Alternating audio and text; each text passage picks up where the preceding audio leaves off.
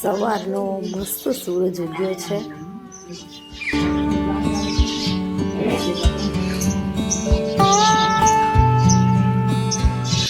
બા અને અમારા પાડોશી અહીંયા કણે તુવેર વીણી છે.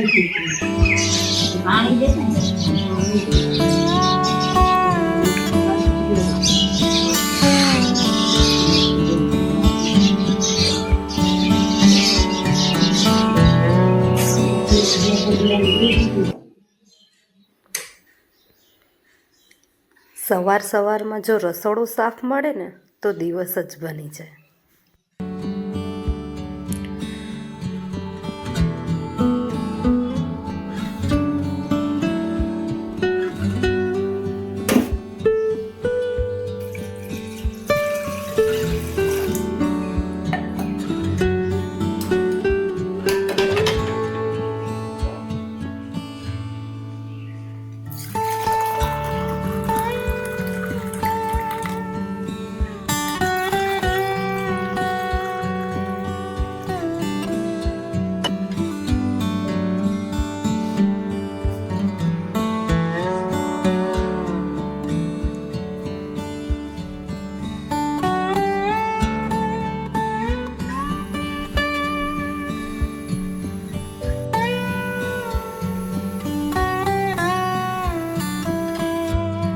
હે ફ્રેન્ડ્સ, તો બસ અત્યારે જાઉં છું વાડીએ.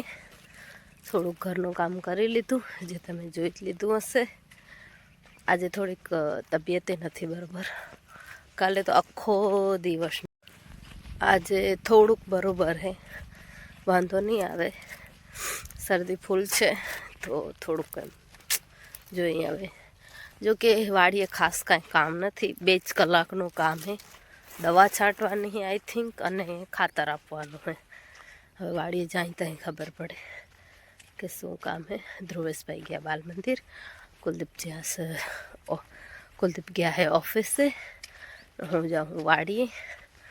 તબિયત આજે હવે જોઈ, કાલે તો ટ્યુશને નહોતું કરાવ્યું, હવે આજ કેમ થાય છે. પણ એમ થાય બેસી રહીએ ને તો શરીરમાં આળસે આવી જાય અને આમ મજાએ ના આવે. એના કરતાં એમ થાય કંઈક એક્ટિવિટી કરતા રહે ને તો બોડી હાલે ચાલે તો એટલો બધો આઈ થિંક રોગને ફરક ન પડે. તો મને અત્યારે એમ થાય તો હે કે થોડુંક ચક્કર જેવું ને એવું થાય હે, પણ પછી મને એમ થયું જો હું એને દાદ દઈશ ને તો એ ઘણું થશે.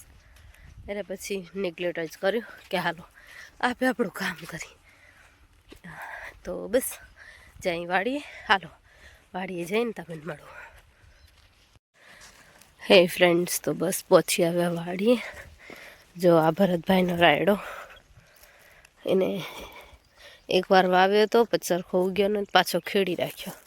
વળી બીજી વાર સારો થઈ ગયો છે. આ હે બાપાનો રાયડો, આ છે અમારો રાયડો. ને આપણામાં ભરતભાઈ ફરી પાછો સેમ આમાં ખેડ્યો હતો, વાવ્યો હતો, પછી પાછું ખેડી રાખ્યું, વળી બીજી વાર વાવી દીધો.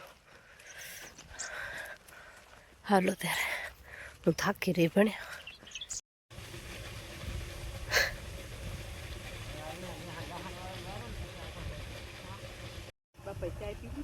હા,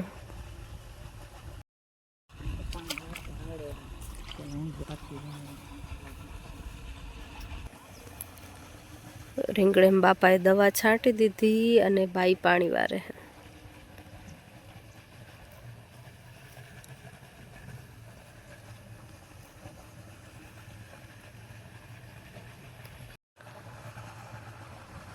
રાયડો કેવો મસ્ત છે ફ્રેન્ડ્સ, કેટલા મસ્ત લાગે ફૂલ. જો